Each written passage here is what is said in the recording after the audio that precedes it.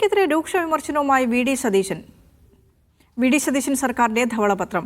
കിഫ്ബി പ്രവർത്തിച്ചത് സമാന്തര സർക്കാരിനെ പോലെയാണ്.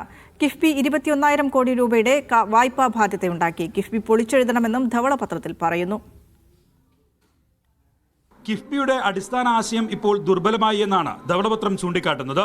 കിഫ്ബിയുടെ കടബാധ്യതകൾ സംസ്ഥാനത്തിന്റെ കടബാധ്യതയായി കണക്കാക്കപ്പെട്ടു. കിഫ്ബിയുടെ വായ്പാ ചെലവ് സർക്കാർ നേരിട്ട് വായ്പയെടുത്തതിലും കൂടുതലാണ്. പദ്ധതിയുടെ വിതരണത്തിൽ രാഷ്ട്രീയ മുൻഗണനയുണ്ടായി. കിഫ്ബിയിൽ അടിമുടി ഉടച്ചുവാർക്കലാണ് KM ചന്ദ്രശേഖർ അധ്യക്ഷനായ സമിതി ശുപാർശ ചെയ്യുന്നത്. 21,000 കോടി രൂപയുടെ ബാധ്യതയാണ് കിഫ്ബി ഏറ്റെടുത്തിരിക്കുന്നത്.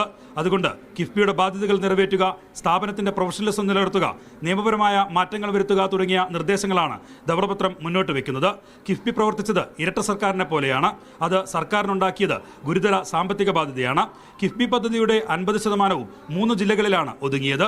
കണ്ണൂർ ജില്ലയിൽ 20%, തിരുവനന്തപുരം ജില്ലയിൽ 17%, എറണാകുളം ജില്ലയിൽ 11%മാണ് പദ്ധതികൾക്കായി ചെലവഴിച്ചത്. സർക്കാർ സംവിധാനത്തിന് പുറത്തുള്ള ഉദ്യോഗസ്ഥനായിട്ടും KM ഇബ്രാഹിമിന് അമിതാധികാരം നൽകിയെന്നും ധവളപത്രം ചൂണ്ടിക്കാട്ടുന്നു. മസാല ബോണ്ടിനായി ഇറക്കിയ 11 കോടി രൂപ അധിക ചെലവാണ്.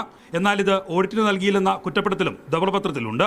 കൺസൾട്ടൻസി സേവനങ്ങൾക്ക് CMD വഴി വൻതുക കൈമാറിയതിൽ സമഗ്ര പരിശോധന വേണമെന്ന ശുപാർശയോടെയാണ് കിഫ്ബിയുമായി ബന്ധപ്പെട്ട ഭാഗം അവസാനിപ്പിക്കുന്നത്. മീഡിയ 1 തിരുവനന്തപുരം.